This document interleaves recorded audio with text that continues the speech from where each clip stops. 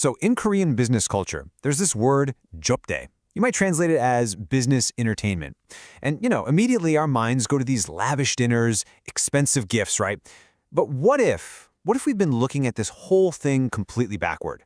What if jobdae isn't actually a sign of corruption or power, but a symptom of something way deeper? Well, today we're going to deconstruct it. Okay, so here's how we're going to break this down. First, we're going to flip the script and look at jobdae as a tool, but for the powerless, not the powerful. Then, we'll zoom out and see how this one idea gets an entire society tangled up.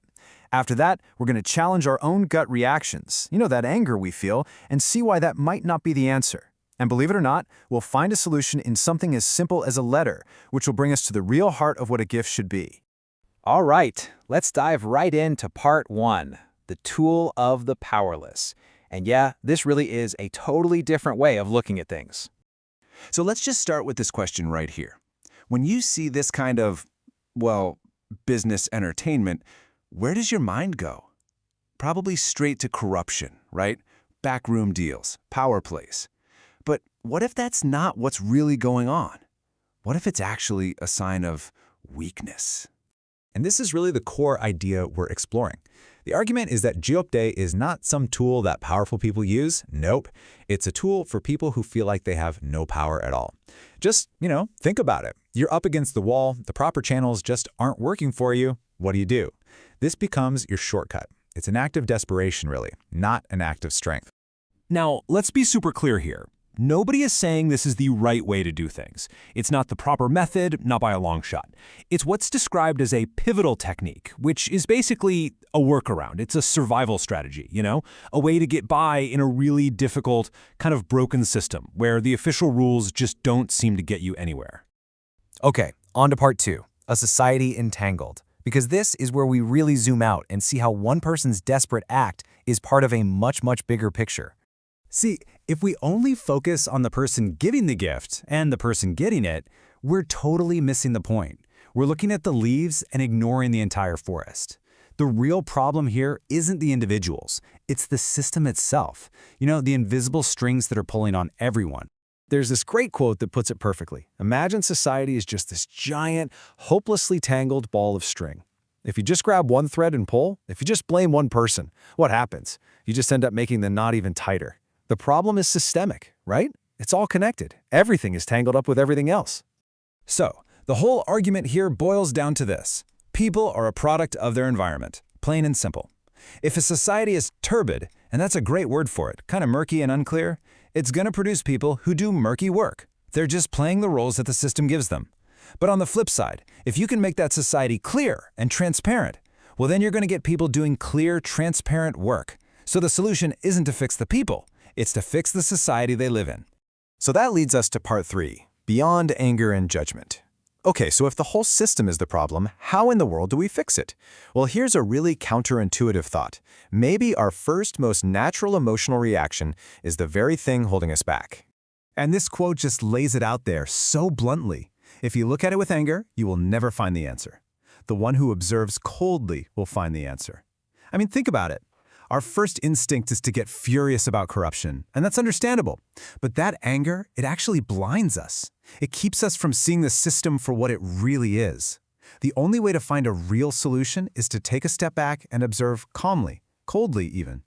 I mean, just look at the difference here. On one side, you've got the angry observer. What do? They point fingers, they blame individuals, and they get stuck in this cycle of outrage and frustration. They're never going to be the ones to lead real change. But the calm observer, they're playing a different game. They see the entire system. They're trying to understand its pulse. And because of that, they can actually find the path to a real solution. They're the ones who are getting ready to be the protagonists of this story, because they're the only ones who can see the whole board.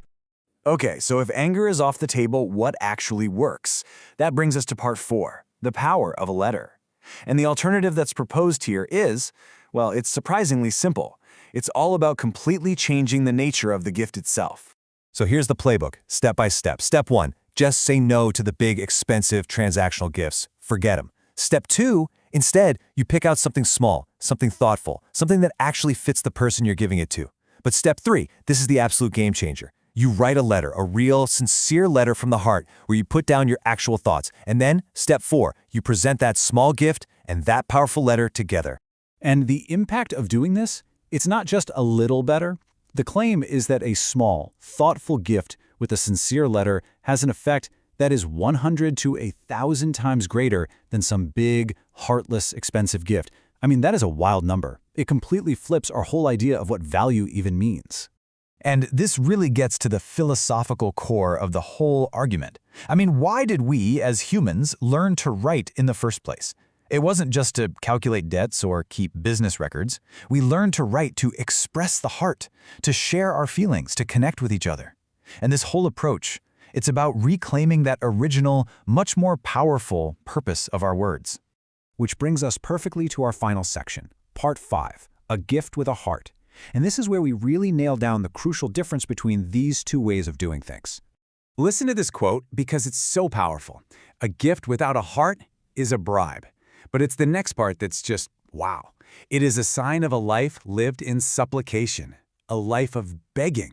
It just completely turns our perception upside down, doesn't it? Giving that big empty gift isn't an act of strength at all. It's the ultimate admission that you're powerless. So in the end, it all comes down to this one simple truth. The real gift is never the thing in the box. It's not the item. The real gift is your heart and the way you convey it with your own words. That's what has real value. That's what builds a genuine human connection. And maybe, just maybe, that's what can start to untangle even the most complicated, knotted-up systems. And so that really leaves us with a final question, one for you to think about.